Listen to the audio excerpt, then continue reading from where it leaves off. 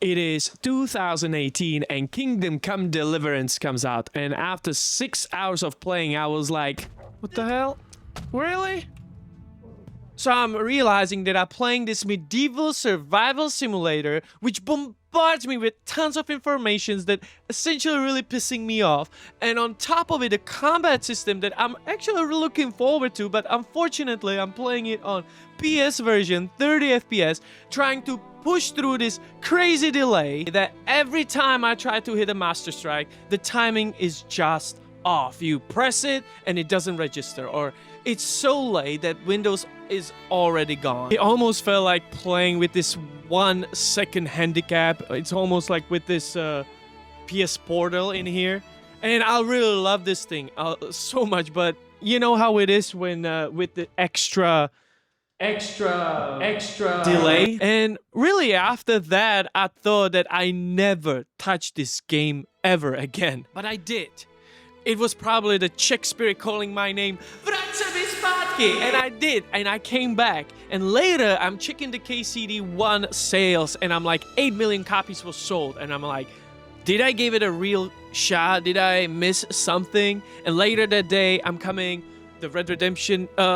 finishing the Red Redemption 2, and because that was on 30 FPS, incredible game, and I'm like, this is the chance. This is the only chance to come back and listen to the Czech voice to go. And I actually came back, play it. It was incredible. I'm so glad that I did. And that led me to playing the KCD2. And now I think it is the best game I've ever played. It is a masterpiece, and I think everything about it is great. I have my own reasons. It's a writing, it's a performance, and we are going to talk about all of those reasons.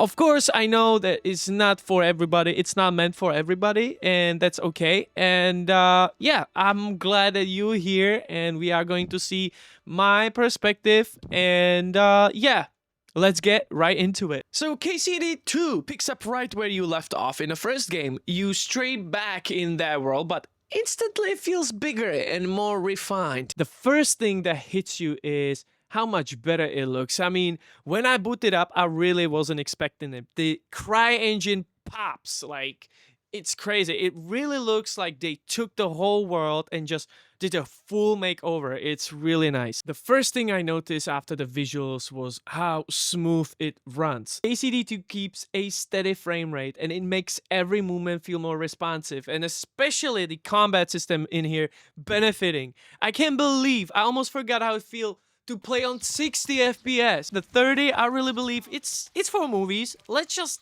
keep 30 on movies. I really don't enjoy 60 on movies. 30 in movies, and then we got the 60 FPS when we play games and we want to immerse ourselves. Just by the way, the Red Redemption 2, we all waiting for the patch, so please give it to us. When it comes to performance and different platforms, I spent a lot of time on PS5 and in here and PS Portal, where I spent a good 30-40 hours on this thing and on my couch back here behind me, and I had a really good time. I mean, this thing came a long way with those patches. Now it's actually playable and it's actually worth it. And also over the period of time I spent over 100 hours of gameplay, and I did not run into any bug whatsoever.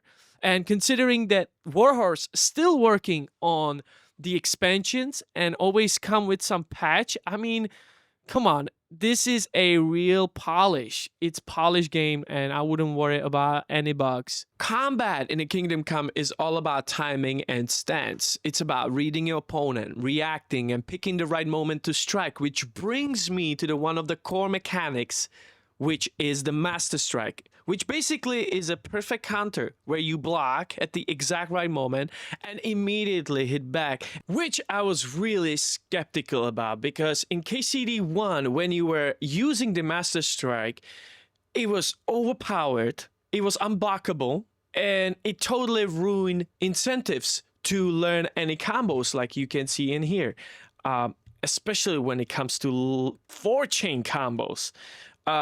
The problem wasn't that you are able to do Master Strike.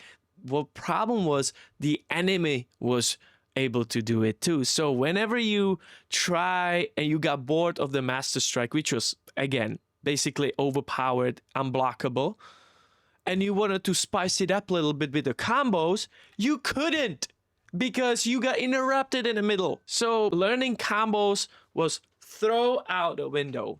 Honestly, I did not enjoy it. So I really didn't play KCD1 for that. And I was praying that KCD will remove this. But when I turned on the KCD2, I was actually surprised. In the sequel, they rebuild it completely. Now you only trigger a Master Strike when your stance is opposite to your opponent. If their sword is high left, you must be down right, and your timing matches the exact moment of their strike.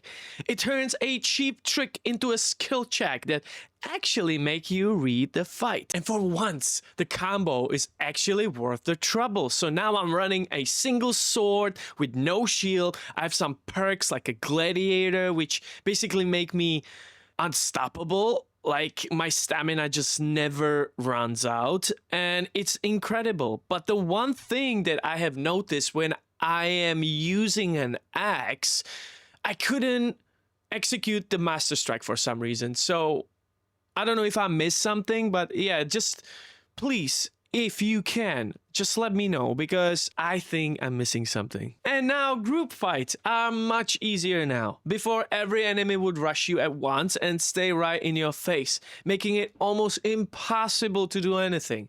Now they spread out more so you can fight one while the other hang back.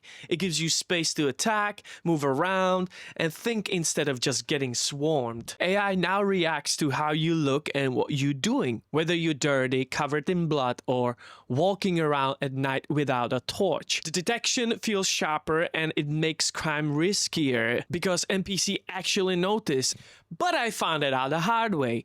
We all know the KCD2 comes from KCD1 with the same systems like survival ones, like you need to sleep, you need to eat, you need to wash yourself. Speaking of which, I'm hungry, right? And I see the NPCs going down the road and I'm hungry. I'm like, I'm gonna kill him, right? And I literally slaughter him over some freaking chicken leg that he had, right? I eat the chicken leg and I go back like nothing happened, right? Acting. Now, I see the guard. Guard stops me. Is like, sees me covered in blood because I just slaughtered this person over the fucking pear. And I got caught. I'm acting like I'm innocent, but I just got caught. So it's always a good idea to wash yourself because you have to be careful what you're doing. And that's why the role playing comes in play. You can choose between being a knight, thief, pacifist, a hunter. It's up to you. That's where the playstyles comes in. That's why those systems and the perks are absolutely incredible in this game. It's really up to you. Like, if I want to be a thief, right? There's like a perks to flip stolen goods, so you can sell them faster, right? Or if you want to be a knight, like in this case, kind of play as a knight in a way. You know, you have like this warfare skills, perks that really helps me through to clearing up those camps and then selling the goods from those bandits in Kattenberg in a market. Or if you want to be a hunter, you go maybe being a little bit for that, like a houndmaster, horseman type. You know, I just have an idea. It's like survivals. Definitely, they can really make more efficient your hunting. You know, you can sell meats. You need a probably bigger capacity for your horse. You know, to the carry capacity in your horse, so you can fill up with the game meat. And you know, it's so much fun. Like, there's like ideas for the next playthrough. I was thinking to be a thief because I like the minigame of opening the locks, and also I actually haven't been trying much the pickpocketing, but I was playing with the locks a lot. And you know, the idea that you can flip stolen goods faster, I just love that. And the stealthy type Metal Gear Solid style, it's kind of cool. But yeah, that's why it's so cool to have this choice of there's a like replayability basically, right? It's I have only 100 hours in, over 100 hours, but easy 1,000 can be done. Like in this game, you're never gonna get bored. Quests in this game aren't just usual checklist stuff. People actually have lives here. If you bail halfway through helping someone, they remember it, and not in a good way. Mess something up, that's it. The quest just moves on without you.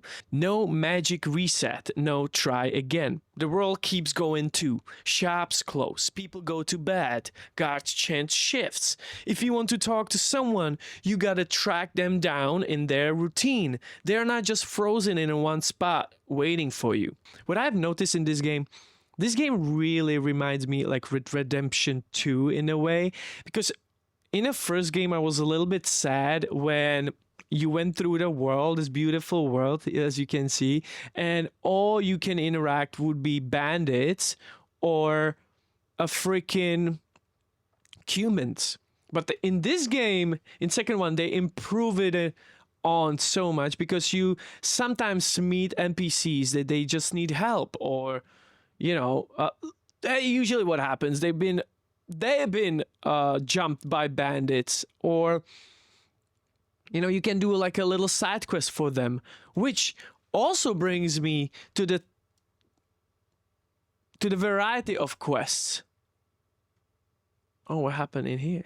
Also like reminds me of the variety of the quests. So and that really brings me to the way Vavra was putting together the teams, which they were writing quests, and that's where you can see the quests are a little different. And why is that? Well, usually in the studios you would have a team of writers, and then you would have a separate team of game designers.